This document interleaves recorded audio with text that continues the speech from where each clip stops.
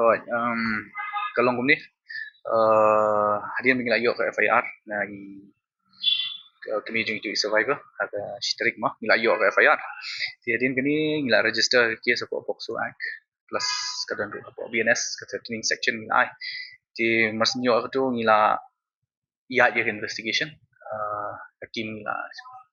nagalian jung IO jung kathanat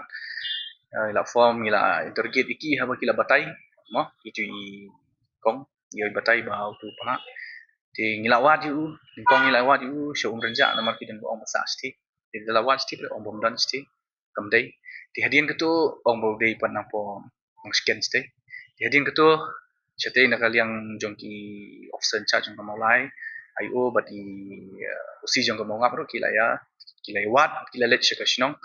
dai dawat tu rum don di hadian ketu kila ya chishu ka investigation la bu ki nong sengket but hadian ketu menen kasi mila yo banbat ya uni accused golong u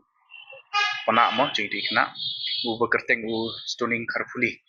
yo yu na stage for Riboy district but kani kadi leng ba ka jing trelang jong kulit na molai kulit jong sting na Riboy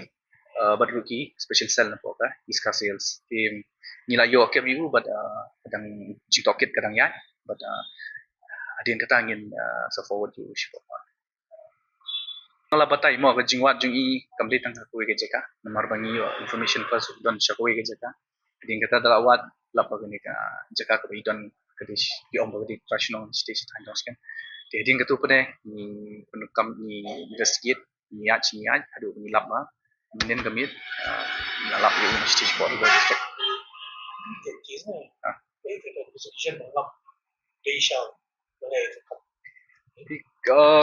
kani kani ka Pokso Act mo di haki Pokso cases te kawe kadi ka statement jong survivor ru along ke ege bakai di ya ini kena hingin sapa sepokon ban rekod statement ke jong ni 183 jong BNSS baru kibun ki FSL ru ngin sapa namar begini kin lagi scientific ilmu scientific aids jong investigation ini kirap ini menta kidang ya kayu bedu dan hi kecing dan ula jingla ru la le bon sin hi menta ge ngidang yu da doket ketu te hadu menta ngidang wab ulong wal sakani ka kes kai